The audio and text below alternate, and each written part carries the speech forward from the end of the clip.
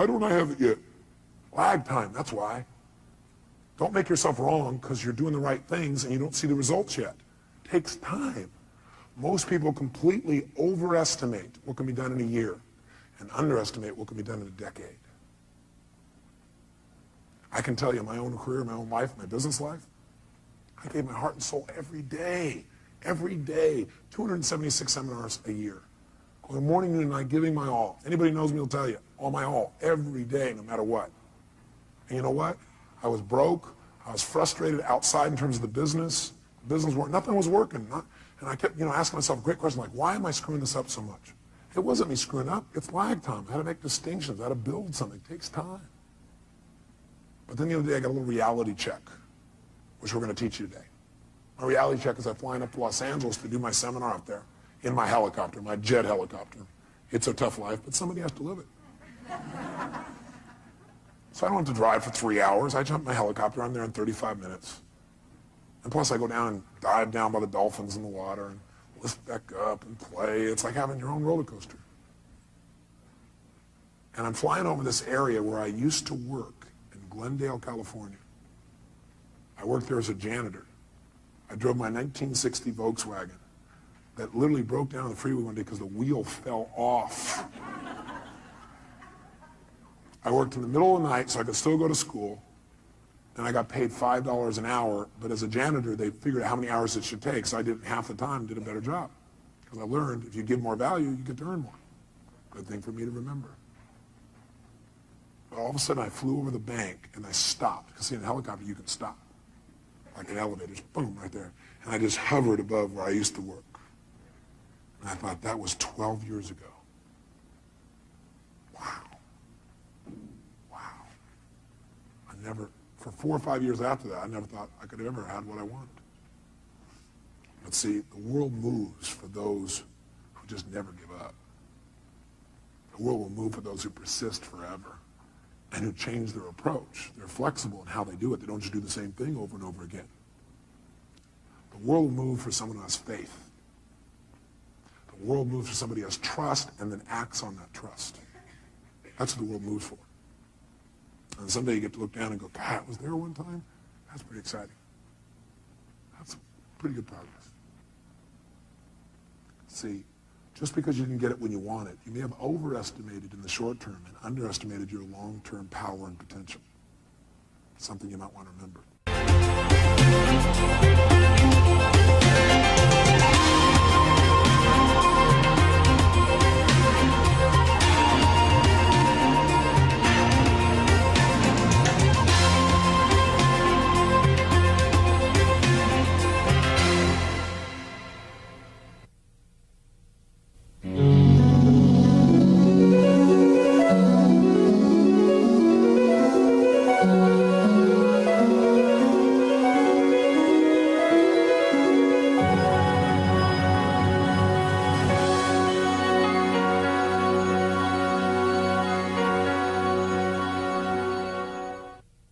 We mentioned something earlier, but I want to make sure you put it in your notes. And that is the state we're in the moment, the state we're in at any moment, powerfully impacts the meaning we associate to something. The state we're in the moment powerfully impacts the meaning that we associate to something or that we assign to something. So one way to change what things mean to you is just change your darn state. Is that true? I mean, if you're feeling great, do things just kind of bounce off you that normally if you're feeling upset? Would you change the way you look at them probably, change the way you feel about it? You bet. So we need to really still manage our state, and we talked about that a great deal last session. I want to make sure that that's part of your life's work, because your life's work is really learning how to live in a way where you spend most of your time enjoying yourself, very little time in pain. Most of your time in pleasure, very little pain. And living your life hopefully in a way where not only do you feel good all the time, but the people around you feel good just by being around you. Because they're around you, they feel a lot less pain and a ton of pleasure. See, that's my idea of success. Success is when you've learned to live your life in a way where you experience tons of pleasure every day and almost no pain. And, simultaneously, where the way you live also causes the people around you to experience very little pain and tons of pleasure. Then you know you're really successful. Because if you feel good and nobody else does, you're a failure. Now, that doesn't mean you go around and try and make everybody feel good. Some people have an investment in feeling bad because they think feeling bad equals feeling good. Are there people that believe that, yes or no? Yeah, because they think if I feel bad, then people will notice me, or they'll love me more, or they'll help me more, or I'll get more attention, which means feeling good. People have weird crap they work inside their head about how to get to feeling good. Some people think I'm going to feel good when I make $1 billion. Some people are like, when I have this, this, and this, when I get married, have these many children, this and this, then I'll feel good. Some people have, well, I'll feel good if I feel bad, because then people will notice me and make me feel good. Or you could just like choose to feel good. Which one do you think might be a more intelligent approach? Because who's in control there? You are. You don't have to worry about the environment. And by the way, when you're feeling good, it tends to make you want to feel even better. It makes you share good feelings with other people, which makes them feel good, which makes them reciprocate usually. Not always, but usually. Kind of nice. So the bottom line is we got to manage our state still. And as a reminder, as far as that's concerned, changing state means change the meaning. And the way you can do it is either by changing your what? Anybody remember from last session? Change your what? Change your what? Change your physiology. Physiology, again, means the way you move, the way you breathe, your facial expressions, your gestures. The way you use your body determines the way you feel. You got to remember that for the rest of your life. If you're not feeling the way you want to feel, first thing you do is just change the way you're moving. Emotion is created by what? Motion.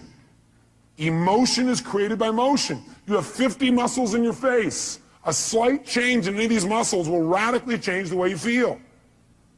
Remember we did this last time, I think. What I'd like you to do right now, real quick, is create some tension in your body, some tension, then put a big, huge smile on your face while you're doing it and notice how it feels. How many feel somewhat excited when you feel this? Let me see your hands. You know why? Excitement has tension in it. The only difference is you send a different biochemistry into your body. You fire off different biochemicals when you make a smile. Physically, it changes. You want to get depressed? What do? Drop your shoulders, look down, breathe shallow, drool. Right? Change the way you move. Some people have limited emotions because they have limited motion. They're trying to express their feelings and they go, I have something important I want to share with you. Hear me. Feel me. I am man. Feel this? Versus, listen to me. Come on, let's make this happen. Let's do this. Do you understand what I'm talking about here? The more emotion you have, the more emotion you have. And there's certain emotions you're not feeling because you're not making certain movements happen in your face. You want to change that. You want to go for more. See, did I mention to you last time, did we talk about how certain people who live together for a long time begin to look like each other? Did I mention it? Do you remember why? Because in order to be in rapport, we like people who are like us. So we mirror back similar facial expressions. We do it enough, we literally mold our muscles to be in that way. And we use those kinds of emotions on an ongoing basis.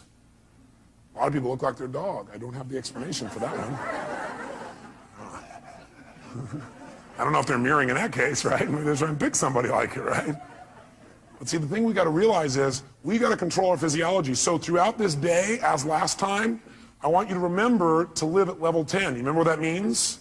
Living at level 10 means what you got to do is ask yourself on a scale from 0 to 10, where's my level of energy? 0 is dead, 10 is unstoppable. Which level is going to allow you to get more out of this weekend? Which one?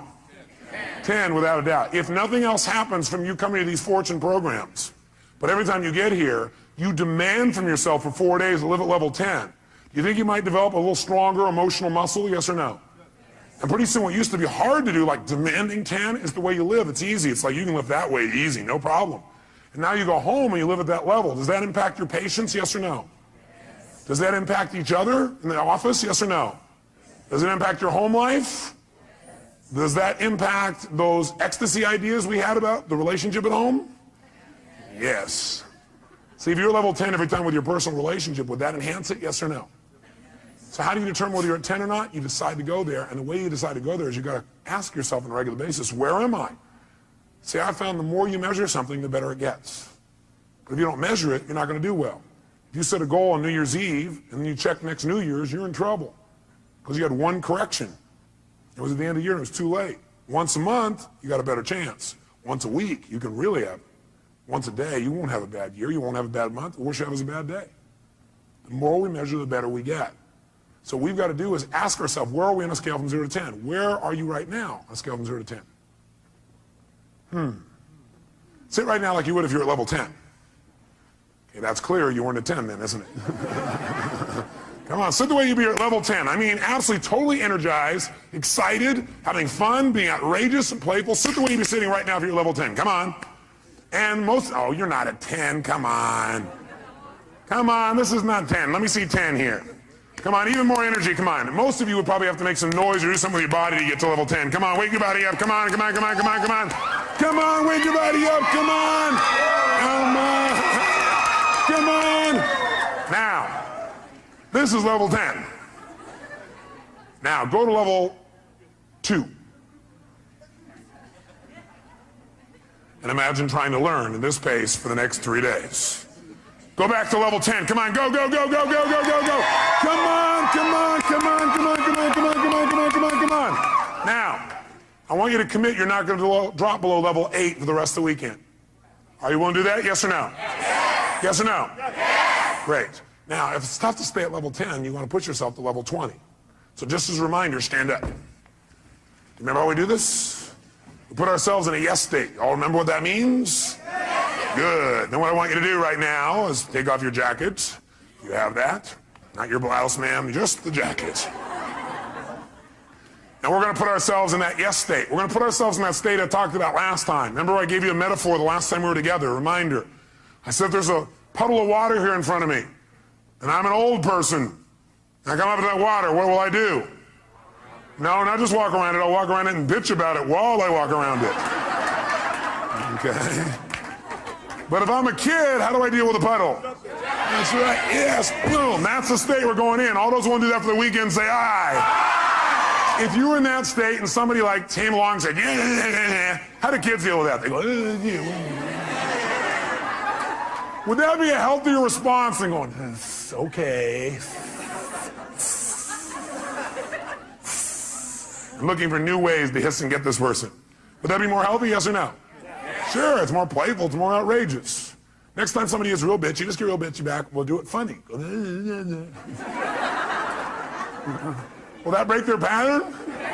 Yeah, you might make piss them off even more. Well, at least we're moving them in some direction. So when I say now, what you're going to do is you're going to wake your body up like a little kid again. You're going to scream, wait. You're going to scream and yell and be totally outrageous like a kid. If you weren't here before, you'll catch on quick. Then, at the peak of our being totally bizarre, weird, outrageous, playful, seductive, fun, adventurous, and outrageous again, what we're going to do at the peak of that is we're going to go and we're going to clap our hands and say the word yes right at that moment. And when you clap your hands and say yes at that moment, your job is to create more energy, more excitement, more outrageousness than the moment before. We'll do it faster and faster. At the end, we'll do the woe clap. But what I want you to do is go to level 20 on this. On a scale from 0 to 10, you're going to go to level 20. You go, that's impossible. That's why we're going to do it. Because also, once you've been to level 20, level 10 feels like you're relaxing by contrast. Okay, first let's just try the word yes strongly and notice how it feels again. Ready? Yes! Say it again stronger. Yes! Oh, even stronger. Yes! One more time. Yes! Yes! That feel pretty good? Yes! Okay, good. Now, let's put it all together. Be a little kid again, be outrageous, create some energy, come on.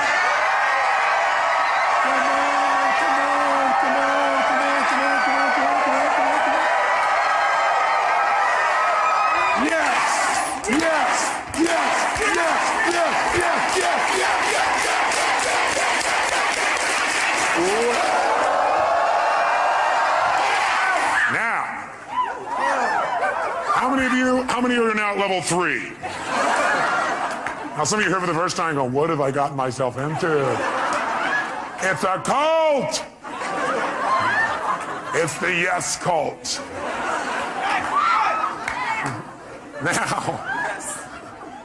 Now, how do you get a muscle? You push yourself beyond what's comfortable and you do it consistently. And that creates growth. So we're going to do it again. You go, I barely survived the first one. Let's try it again. Ready? Wake your body up. Be outrageous. Come on.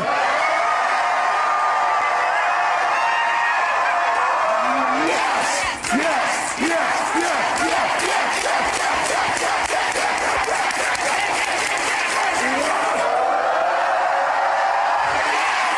Now, in this state, if somebody had some petty upset with you, could you handle it? Great. Then get a bouncing hug from the person next to you and grab a seat.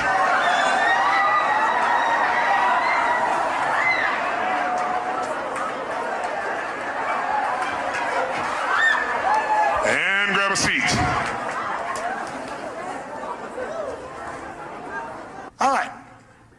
We said there were two ways, though, that we could change our state. One was to change our what now, nice and loud?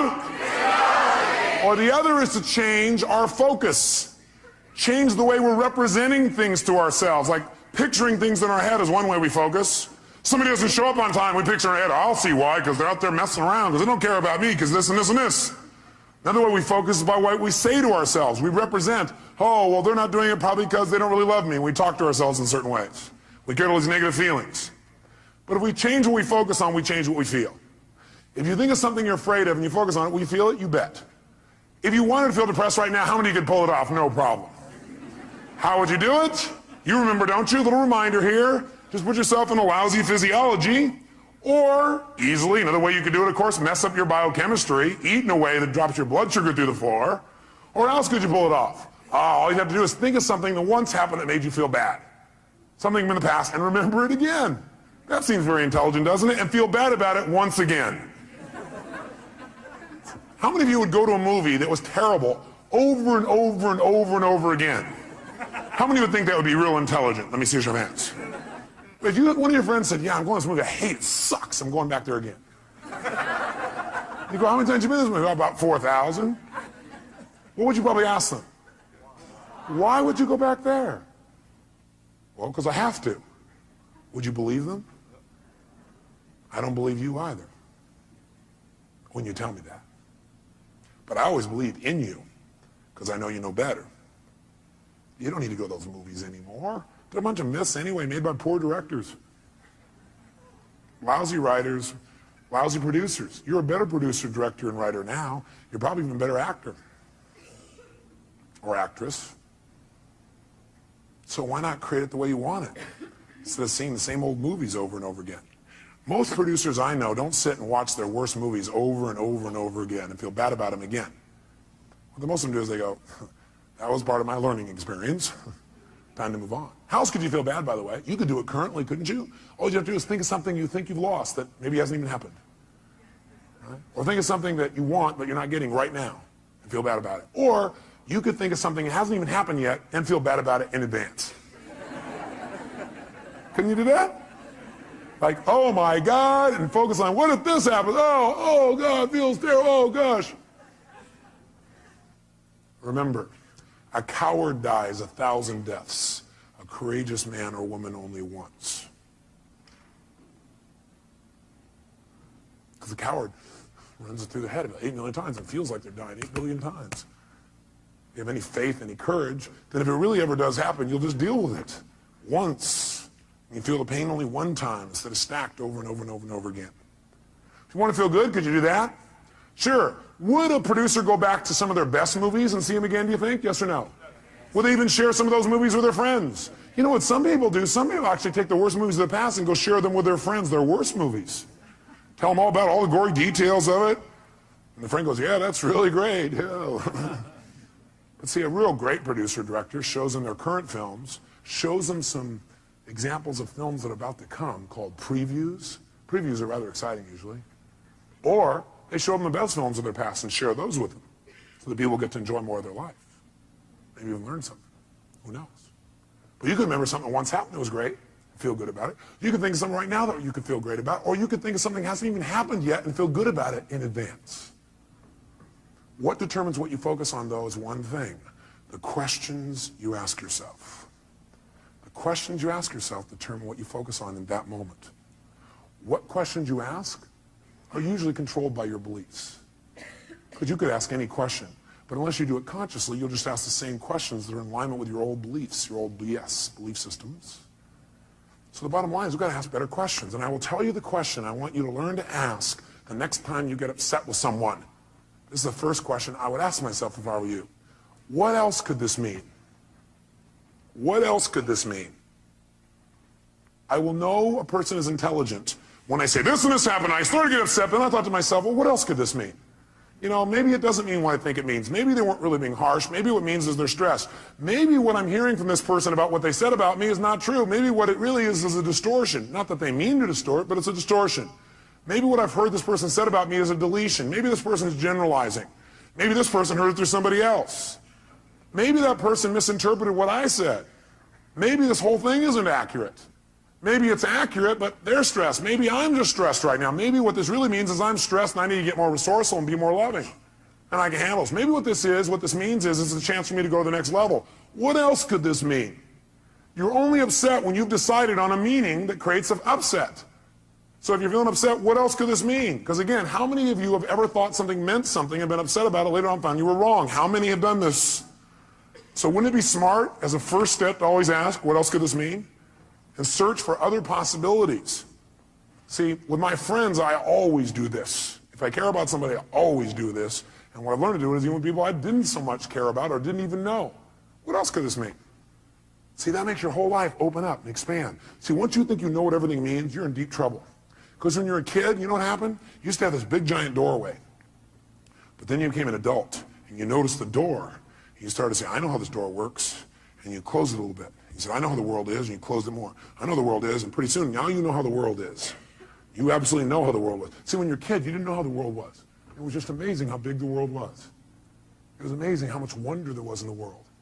How much you could learn, how much you could grow, how stimulated you were. You were stimulated by all kinds of things because you didn't know for sure what everything was. You were always curious about what things were. But as an adult, you now know what everything is.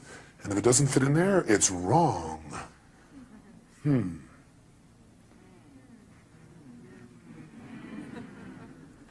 want to open our door back open by saying, well, yeah, but what else could it mean? What else could it mean? What else could it mean? What else could it mean? What else could it mean? Feel a little freer. The other question I tend to ask myself is, do I know everything there is to know about this? Do I know everything there is to know about this? Somebody says something to you, they're really upset with you, or somebody raises their voice. That means they hate me. What else could it mean? Well, it could mean they're stressed, could mean they don't understand, could mean they don't even realize they're yelling. Could mean that they need some support, could mean what I know it means, it's a cry for help. Could mean that I'm oversensitive right now. Could mean that I react to voice tonality instead of real feelings. Could mean nothing. Could just be something that came and went. Do I know everything there is to know about this? No, I don't know everything there is to know about this. I mean, there's all kinds of things that could be going on. I don't know. Opens your world again. We're going to teach you to do this in a format that makes sense. Now, the thing that happens, though, if we want to be able to really take control of our meaning is we got to pay attention to our emotions. So in your notes, write down emotions. Under emotions, in fact, you might want to write the word negative emotions. Negative emotions. Negative emotions. And then as soon as you write it down, cross it out. The word negative, anyway. What are some of your negative emotions? Tell me what they are. Fear, what else? Pardon me? Hate, what else? Anger, what else? Guilt, what else? Worry, what else? Upset, guilt, what else? Frustration. I got a question for you. Are they really negative? I'm here to tell you there's no way they're negative. Every emotion you've ever had in your life serves a purpose. The problem, the reason it's negative is you've been calling it negative instead of getting the message it's been trying to give you. Every emotion you have, including those you think of as negative, those ones you call negative emotions, I call them emotional messages. I also call them calls to action. All those negative emotions, as you used to label them, are really a call to action. Fear is a call to action. By the way, do you feel that call to action in your body when you're afraid? Yes or no? Does your adrenaline start pumping, your whole system start gearing up? Emotions are a call to action. And the call to action says one of two things has to happen in that call to action. It's a message. Every emotion is a message. A call to action. And the action and the message it's trying to give you is that you need to change either, number one, your perception of this, or number two, your current actions. Every negative emotion you've ever felt is not negative. Now, you may be overusing them, I'll agree with you. You may be indulging in them, I agree with you. You may not be getting the message from them. What's making it negative is you're not getting the message it's trying to give you. But every emotion, fear, frustration, hate, anger, guilt, all of those emotions are here to serve you if you get quick the message. But what most of us do is we just indulge in the emotion. So we never get the message, and that's why it's negative, because it starts screwing up your body, because what it is a signal to act, and you're not acting. That's why you feel sick to your stomach. You're not acting. You just keep on indulging emotion, not hearing the message. So the message is always, you must change something. Negative emotions are saying you got to change something. Either change the way you're perceiving this, change the meaning you've linked to this, change your perception, change your focus, or change your actions. Change what you're doing because it isn't working. That's why you're having that emotion. Don't make your emotions wrong. Appreciate them. Be grateful for them, but immediately then ask yourself, hey, what's the message that my emotion's trying to give me here? What do I need to change? My perception or my actions? Does this make sense? Yes, no? So then, how do we make use of it? Well, first of all, notice this. How do most of us deal with our emotions? Well, most of us deal with our emotions by suppressing them. In fact, before you write that down, actually, I put over here 4 ways to deal with emotions. 4 ways to deal with emotions. I think the number 1 way most people deal with their emotions is they try to avoid them. By the way, how effective is that? No. You might do it for a moment or two, but most people, they just try to avoid feeling. Isn't that true? People who don't like to feel negative feelings are so afraid of negative feelings they try not to feel any feelings. Now, if you don't feel any feelings, you really are going to have some pain. Because that's what life is for. Part of the juice of life is expressing and feeling. But sometimes people have had so much pain, they say, I don't want to feel anything. It never works, because eventually it comes out anyway. And then you feel bad about never having felt bad. You feel bad about the fact you didn't feel good. You have a sense of loss because you didn't feel things.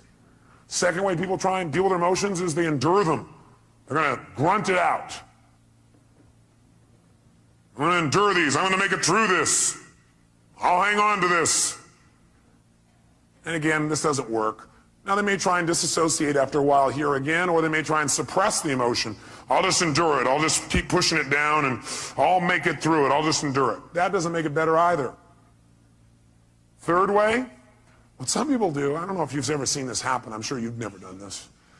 People compete to see who feels the worst. Some people do is they keep track of their emotions so they can share them with other people and compete. So somebody says, oh man, I feel like hell. Oh, you feel like hell. Let me tell you how I feel. You think you got a problem. Let me tell you my problem. You think you got the biggest problem. Check out my problem. It stands out to here. And people sit there and try and argue about who's got the worst problem. Right?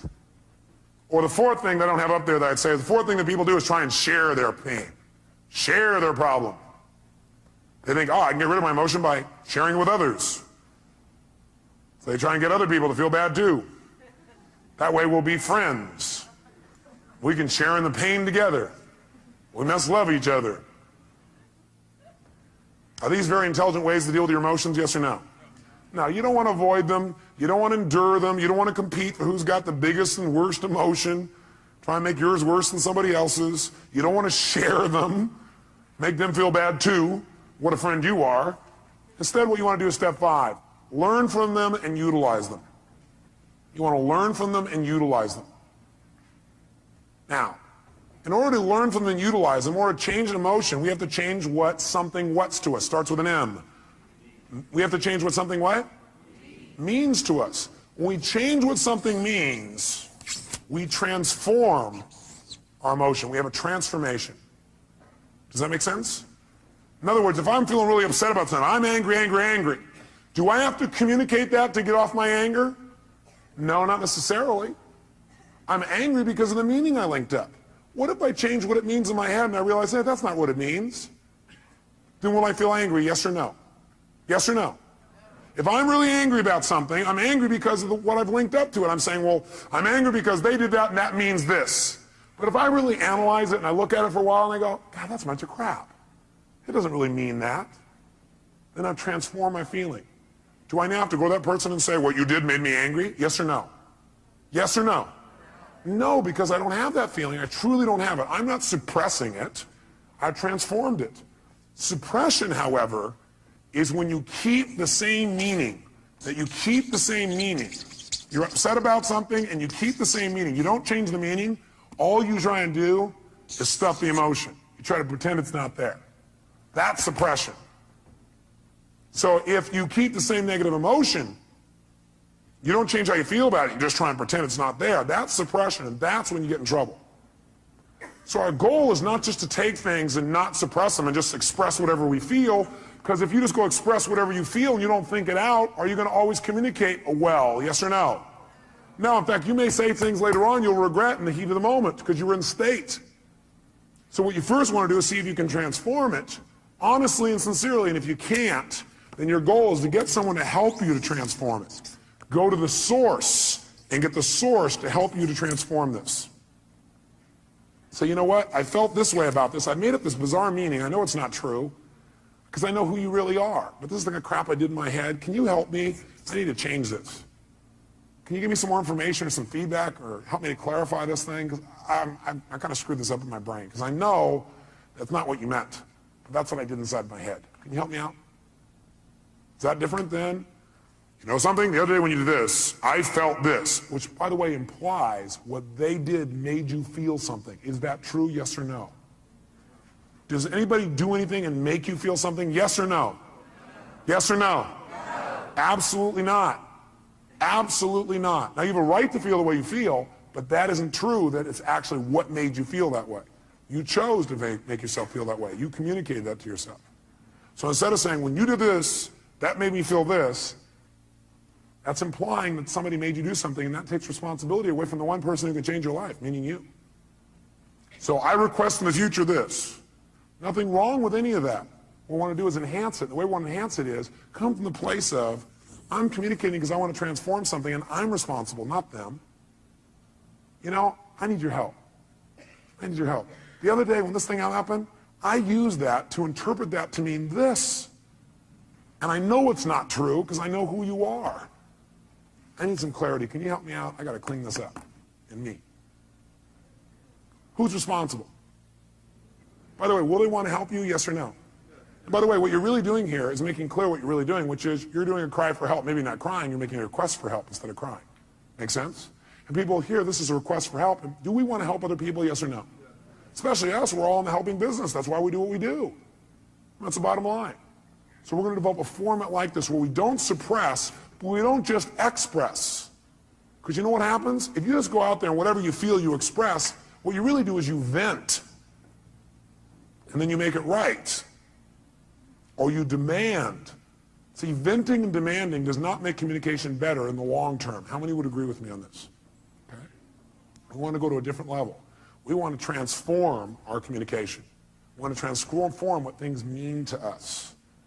Now, here's what I want to be able to have you do. I want you to be able to take the emotions that you're experiencing and be able to deal with them quickly. So I want to give you 6 steps to changing or dealing with, not dealing with, but I guess utilizing is the right word. 6 steps to utilizing any emotions you feel that you used to call negative, which now I call emotional messages, or calls to what? Calls to action. Whenever you're feeling a negative emotion, which we're now going to call emotional messages, it's a call to action, and it's saying you need to change something. What do you need to change? One of 2 things. Repeat back. What are they? Change either number 1, your what? No, well, you would change your physiology, but if you are getting feedback right now, you're getting a negative emotion, that negative emotion is a message. It's saying you got to change either your perception or your actions. And your actions could be the way you're using your body or your focus or whatever. Change your perception or your actions. Now here's what happens when you get a negative emotion or now an emotional message. Number 1, you want to identify what the emotion is. So you're starting to feel negative things. You want to identify what is the emotion. Now when you identify the emotion, what the emotion is, like you're feeling, you're really upset. Ask yourself, well, what am I really feeling? Underneath this, you might write down the question, what am I really feeling? What am I really feeling?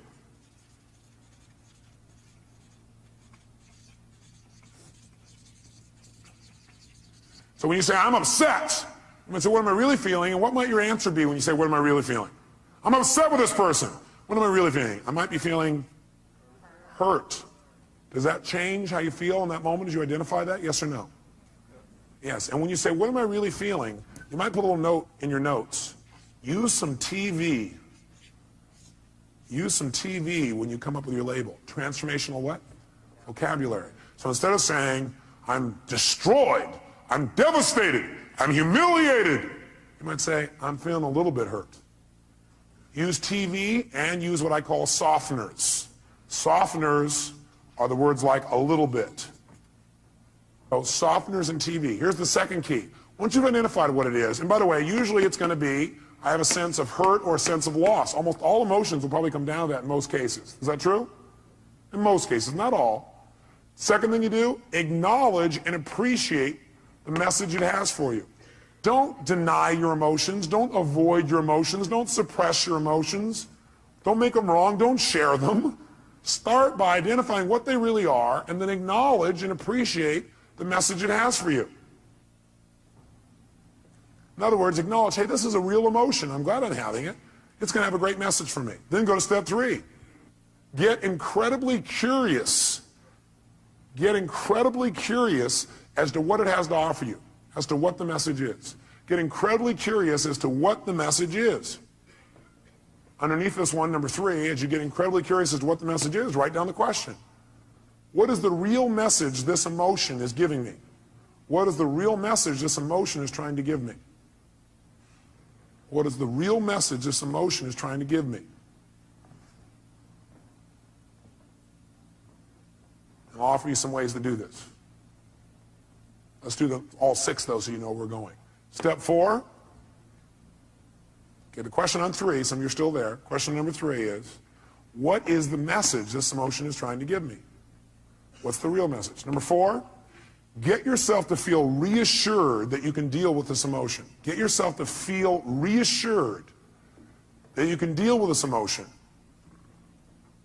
See, a lot of times the stress is, oh my God, how am I going to deal with this? So get yourself reassured you can deal with emotion. And the way you do that is remember a time when you've dealt with this emotion successfully in the past.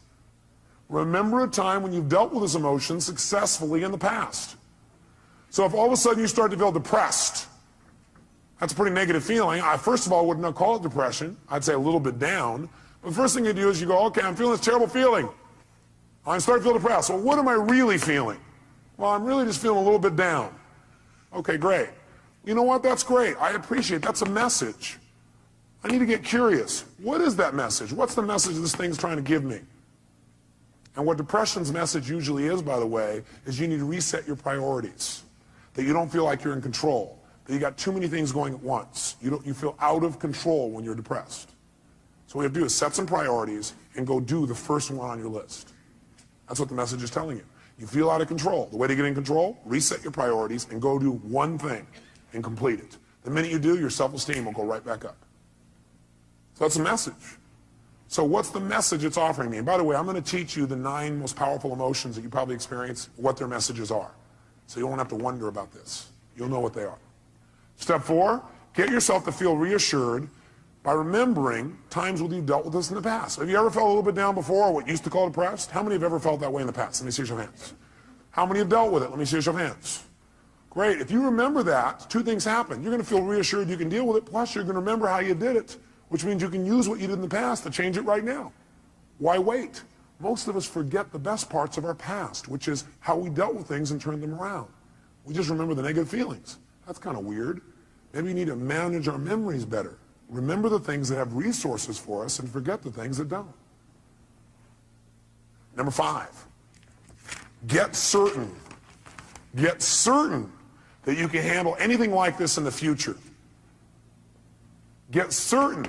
Not only can you deal with the emotion you have right now, but what you should do is use this as an opportunity to be certain for yourself. Get yourself certain. If it ever happens in the future, I'll handle this emotion quicker and easier. Get certain that you can handle anything like this in the future by rehearsing yourself dealing with it in the future. In other words, think of a time in the future where this depression could have come up and see yourself, feel yourself rehearsing again. Use this as a tool of empowerment. So you remember a time when you were depressed before, you a little bit down, you turned it around. It took you a while, but you turned it around. You remember what you did. Oh, I dealt with this before, I can deal with it again. And then you say, let me take this opportunity to get certain that I can handle this if it ever came up in the future. And the way I'm going to do that, I'm going to sit down right now, and I'm going to think of, okay, what kind of things might happen in the future? I might get depressed. Well, I might expect something didn't work, feel bad about it. Let me think of a time like that. Okay, let me see myself, hear myself, feel myself deal with it. You see, hear, and feel yourself dealing with it easily. And you do this 2, 3, or 4 times. If you keep doing it 2, 3, or 4 times, then in the future when it comes up, guess what your brain will do? Your brain will go, oh, I can handle this. I'm already prepared. How many are following the logic of this? Let me see your hands. Okay? So get certain you can deal with it in the future by rehearsing. And by the way, remember this. You might want to put this in your notes. Your brain cannot tell the difference between something you vividly imagine and something you actually experience. Your brain cannot tell the difference between something you vividly imagine, where you see it, you hear it, you feel it, you taste it, you touch it, you smell it in your mind, and something that actually occurs. If you doubt this, have you ever had a dream where it was so real you had every physical response to it? How many have had a dream like that? Okay, you can have a dream anytime you want, even while you're awake. All you have to do is rehearse something in your mind enough times, vividly enough, and it's real. If you over and over again rehearse yourself dealing with emotion easily, then it's real. Next time it comes up, you've already got the programming. You already have the resources to turn it around in a heartbeat. Then this emotional message, it's dealt with for the future, not just for today. And the sixth step, take action and change your life. Whatever the message is, take the action that you need to take and change your life. Do something. Doing something always will change how you feel. You feel bad because you're not doing anything. And by the way, you'll continue to feel bad until you do something to change. So you do anything, it'll improve you and move you in the direction you want to go. So let's take another example. What's another negative emotion you feel? Let's hear an example of one you felt recently. Somebody raise your hand. Rejection. So what's the first step when you think you're feeling rejection? What's step number one? Come on, guys, what is it? Identify it. Specifically, identify what the emotion really is. Let's call it that. Identify what the emotion really is. Identify what the emotion really is. So you ask yourself, what am I really feeling? So a person said rejection. What were you really feeling? Shh, no, let him answer. That's your answer. His answer was disappointment. Is that different than rejection, yes or no? Yes or no? Yes, and by the way, when he realizes he's just disappointed, it's not as intense as rejection, is it? What happened with one question? His pain just dropped. Still painful probably, but not anywhere near as intense. Am I false or true on that? Okay, great. Now, so he's disappointed. Great, so now he knows what he really is disappointed. He might even add some TV or a softener here. And the softener might be, he might say, I was a what? A little bit disappointed. Well, I'm a little bit disappointed. Okay, that makes it even less. Now what does he do? Number two, does he make himself wrong for feeling that way? Yes or no? Yes or no? What does he do? He needs to acknowledge and what else? Appreciate the fact that he's getting a very valuable message. And it's a message he needs to change something. He needs to either change his perception about it so he's no longer disappointed, or he needs to change his actions so he doesn't be disappointed now or in the future. Step three, what does he need to do? Get incredibly what? Like a little kid? What? Curious. When we're curious, do we learn things more? Do we learn better when we're curious? You bet. So he needs to get incredibly curious about what this message has to offer him. If you were really curious, what do you think that message really had to offer you?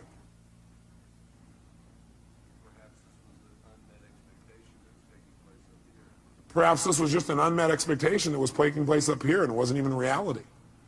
What's happening to his level of emotional intensity right now? How many see that it's dropping? Can you see that? Okay, it's dropping right out. You go, great.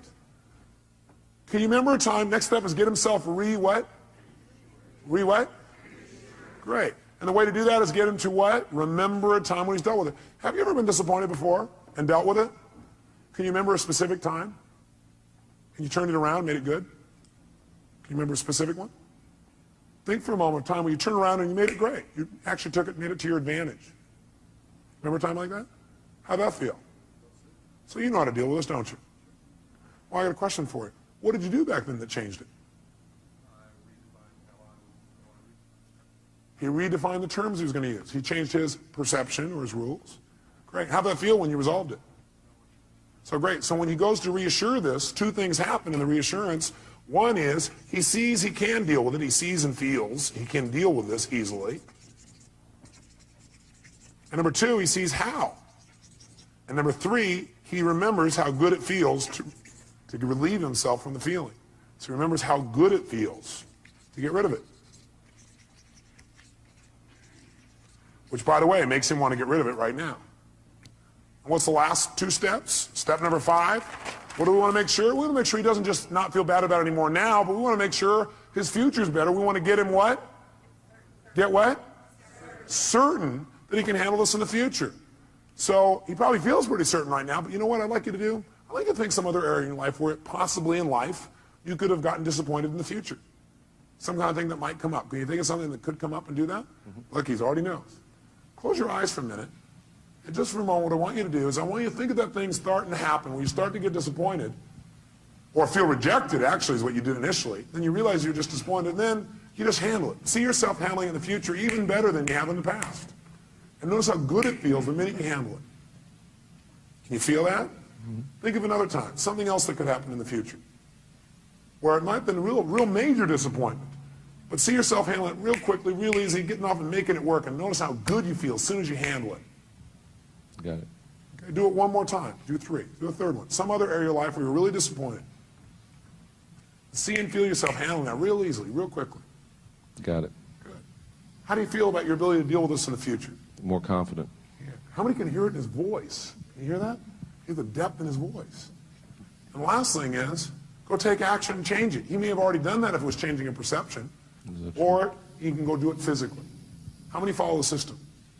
Okay, we're going to do one more. I need a volunteer up here so everybody can see this person, because if you would have saw his face just now, it changed. Somebody who's had an emotion that you really, recently had and it bugged you or created some negative feeling for you. Somebody's got one of those. Oh, nobody in the whole room. Oh, I don't want to be out there. I know what he'll do. Boy, all his people here are pointing to this guy here. Is that your staff pointing at you, Dr. Bob? Dr. Bob, give him a hand. Yes, indeed.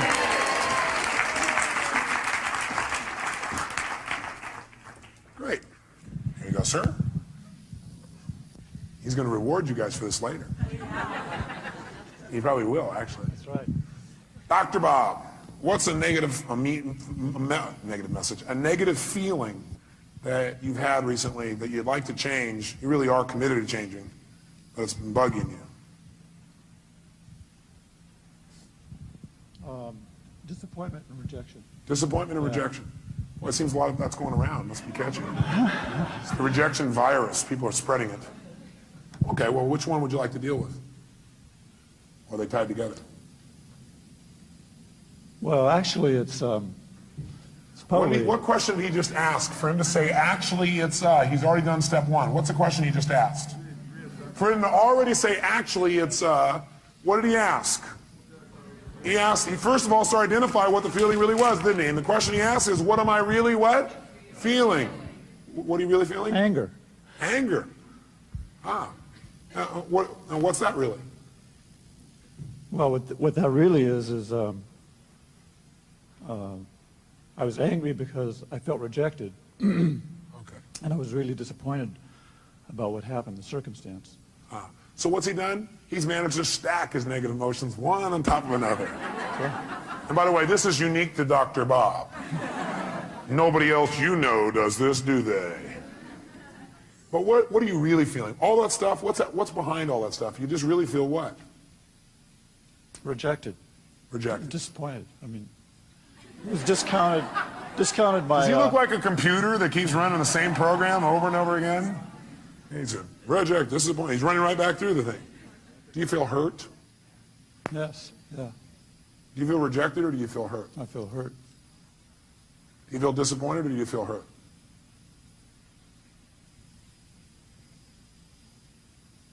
Or do you feel a sense of loss? A sense of loss. Do you feel rejected or do you feel a sense of loss? Sense of loss. Do you feel angry or do you feel a sense of loss? Sense of loss. Do you feel hurt or do you feel a sense of loss? Loss. What does it always come down to? Loss. Now we can call it whatever we want. Okay? So he's identified it. So, next question is, what do we want him to do? Should he feel bad about having those feelings, yes or no? No, you know what? These are valuable messages that are coming to you. They really, truly are. But what you should feel bad about is indulging in them and not using them. Not learning. You want to feel bad if you don't learn anything. Then feel bad. And then get tired of feeling bad and just decide to learn something. Because you can learn something as soon as you ask, what can I learn from this, right? So right now, instead of making him wrong, what I want you to do for a moment is really appreciate those emotions. Acknowledge the fact those emotions have a valuable message. And then immediately get what? Like a kid, get what? Curious. Get curious for a second as to what those messages really are. What can you really learn from that? What is that message really offering you? In other words, let's go back up to the first one you said, rejection. By being rejected or disappointed, what is that motion of rejection trying to tell you?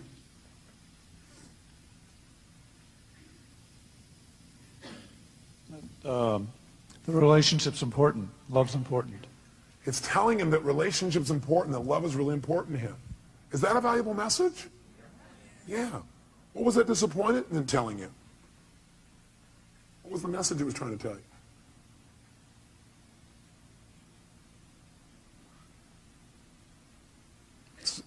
Now, a person may say, I don't know.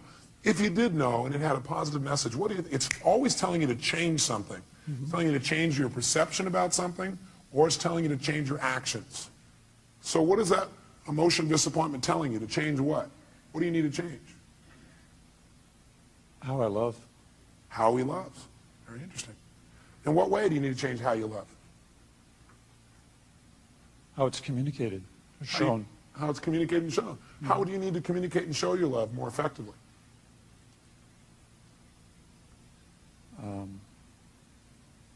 I'm curious. Is that better than feeling rejected, disappointed, and lost? Yes or no? Yes. Is this a powerful transformation in this man? Yes or no? Yes. Okay, good. So stay curious, because that's it. Instead of going, oh, I don't know the answer. We don't know the answer, and you're a little kid. What do? You get even more what? Curious. If you don't know the answer, don't go, oh, God, I don't know the answer by that time. I don't know. I feel so. They go, I'm getting more curious. You have plenty of time, because curiosity is valuable. What would you get?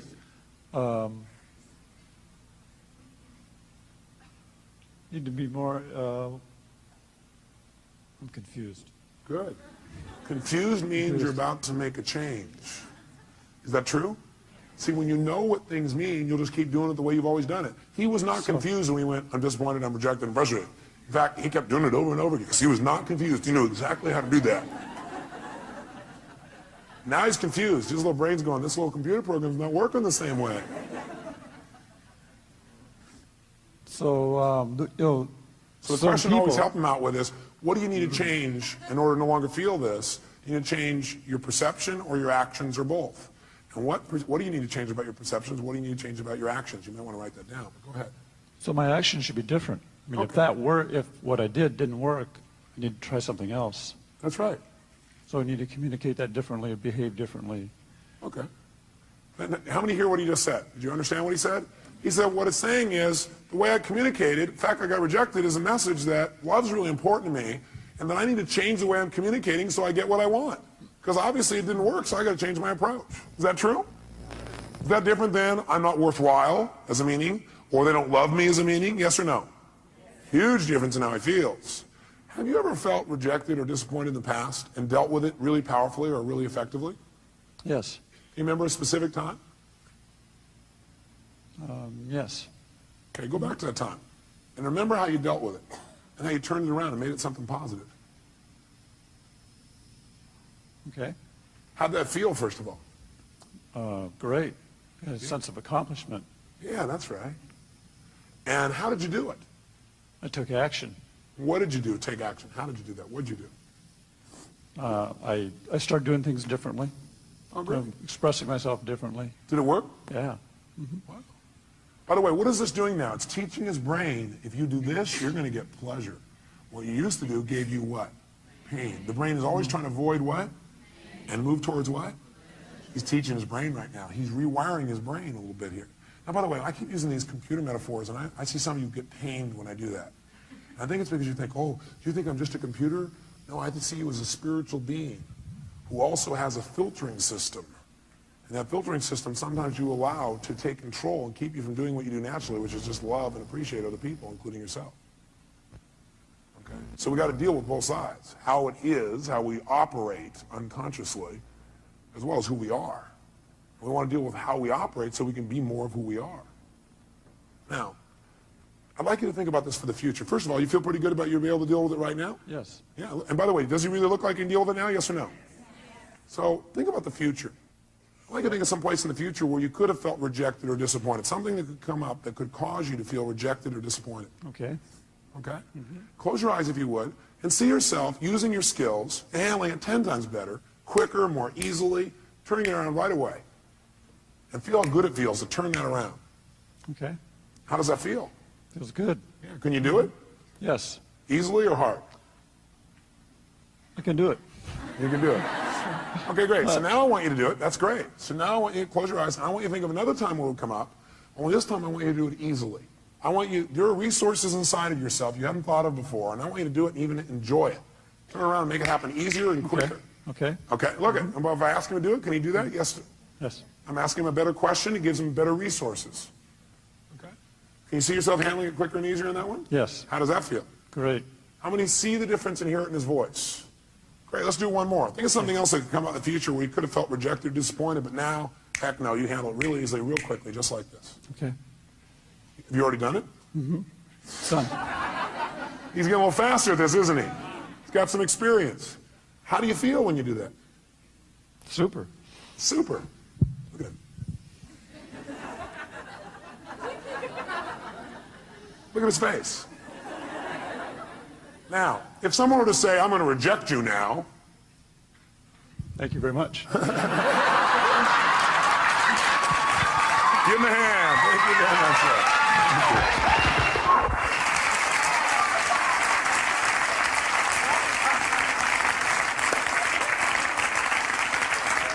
So, I want you to try this. Let me help you another step.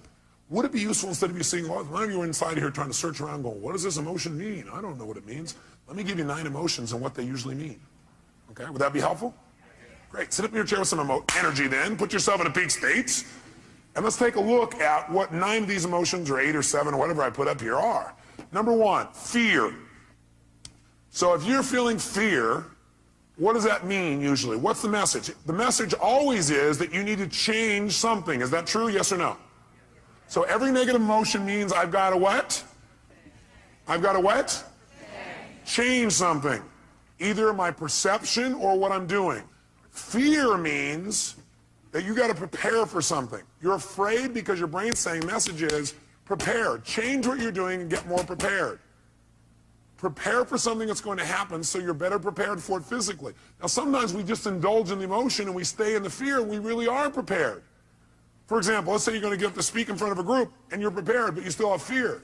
It's because you got the message, you did the work, but you didn't shut the emotion off and say, you know, I am prepared. No reason to be afraid anymore. I'm ready. I'm ready. You never told your brain, it's okay. You don't have to give me the message anymore. I've done my work.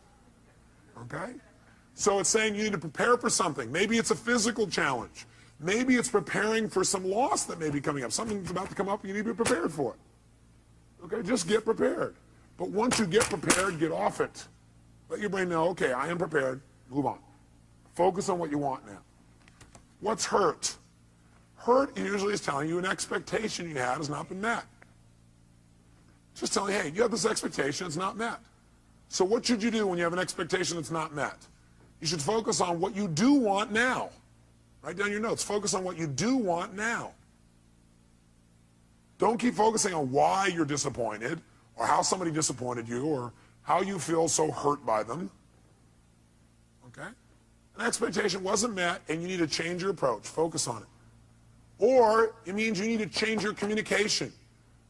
Hurt means you expected someone to treat you a certain way and they didn't treat you that way. So you need to change your communication. You need to come to them and say, you know, I need your help.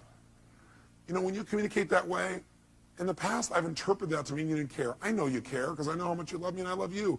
But you know, could you help me out this way? What does it really mean to you when you do that? And then listen.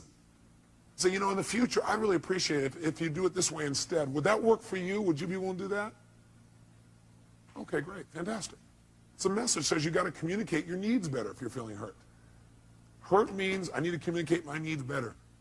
Or hurt also means I need to meet someone else's needs. So you feel hurt because you need to meet their needs. That's why they didn't meet yours. Either you're not meeting their needs or you're not communicating how to have your needs be met. Or you have an expectation, you need to move on. This is not going to work out, so we're focused on what will. Third, anger.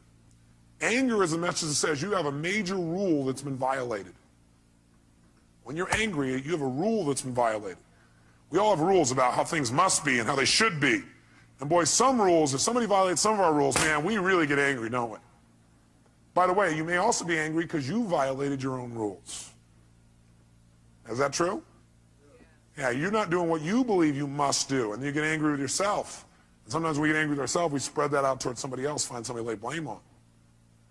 4, frustration. Frustration is a message that what you're doing isn't working, and that you need to what? Change. If you're frustrated, it means you still can succeed, but you got to change. If you're frustrated, it says, God, something's here and you know you could succeed, and you're frustrated because what you're doing isn't working. Change and you can still get what you want. Flex. Disappointment. Disappointment's a message, again, that you expected something to happen, it's not going to. So immediately focus on what you want now. Focus on what you want now. It's a message that you have to get off it. You need to let go of something and move on and focus on what you want now.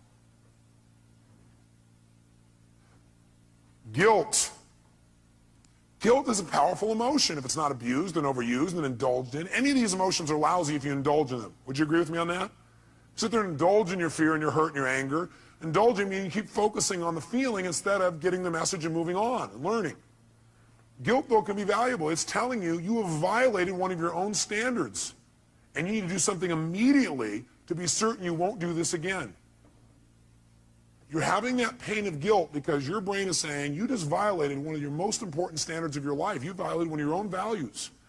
And you're going to keep getting this pain until you make yourself certain you're not going to do this again. But you know what some people do? They just keep going back and feeling guilty about what they did in the past. The message is saying, get clear you broke your own rules and commit no matter what, you're not going to do it again. Make it clear, be certain you're not going to do it again, and your guilt will go away like that. Because that's the purpose of guilt, to make sure you don't violate your standards and make sure you do it well in the future. Could your standards be unreasonable? You bet. There's a woman in this room I heard about was feeling guilty because last night she came here and she wasn't with her kids on Halloween. Oh my God. Can you believe that? Let's all look at that person. I don't know where they are. Let's pretend we can see them and give them dirty looks. How dare you? Come on, everybody turn the person in. How dare you? And you know something that's funny? We all have rules. Are rules always fair, yes or no? No. Sometimes we have totally unreasonable rules. Like in order to be successful, we have to change the entire world tomorrow, have everybody be happy all the time, have everybody love us at every moment, have our kids be thrilled, make $8 billion a year, right? It's going to be pretty hard to meet that rule. So sometimes the feedback you're getting about frustration or disappointment is, sometimes it's saying, you got totally unfair rules for yourself. Sometimes when you're angry, you may be saying, your rules are too stringent for other people. Maybe you need to remember about those people with quintuplets. Have a few less rules. You have a lot less anger. Does that make sense? 7, if you feel overwhelmed, helpless, or depressed. Overwhelmed, helpless, or depressed, that's a message. And the message that your brain is giving you is you're overchunked. What people usually say is, oh man, there's too much, I got to change everything in my life. You can't change everything in your life at one time. Do it a step at a time. Where do you start? Where you are. Sit down and reprioritize. Overwhelm or depressed says, sit down and prioritize. That is, just write a list of what's most important for you to do. What could you do right away to start feeling better? What could I do right away to start feeling better? What could I do to take control right away? It won't solve it all. What could you do? Make a list in order. And then go do the first one. Take action. This is saying, overwhelm is saying, you got to stop trying to do everything at once. You need to make a list of what you need to do and do one thing well. As soon as you do that one thing well, you'll feel like you're in control of your life. You keep one commitment to yourself, and all of a sudden you feel good again. You start feeling like you're in control. You don't feel depressed anymore. How many buy this theory? I tell you, if you do it, it'll work. Feeling alone. All that is a message that you need to connect with people. You need to change the way you're doing it. Right now, you're perceiving you're alone. Change what your perception is. You need to change your action. Go out and meet somebody. Go out and talk to somebody. Go out and initiate. Go out and be more loving. Right? So if you're feeling alone, it means, hey, go out. It means you need to connect with another human being. And 9, if you feel inadequate, that's a message that you need to change your standards because you're being unfair to yourself, or get committed in mastering this area. Change your standards. Some people they feel inadequate unless they're perfect at something the day they start it. How many were great the first day that you ever tried to tie your shoes? Nah. How many of you are confident in tying your shoes now? Can I see your hands? How many are real confident? No. How many feel like, man, you can flat out tie your shoes, no problem? Let me see if hands here. No problem. Why? That's right, because you do it all the time. So you do anything you do over and over again, you get good at. If you're feeling inadequate, it may be because your standard is you're trying to be perfect the first time. You're not going to be perfect the first time. How dumb. Okay? Does this list help you? Yes or no?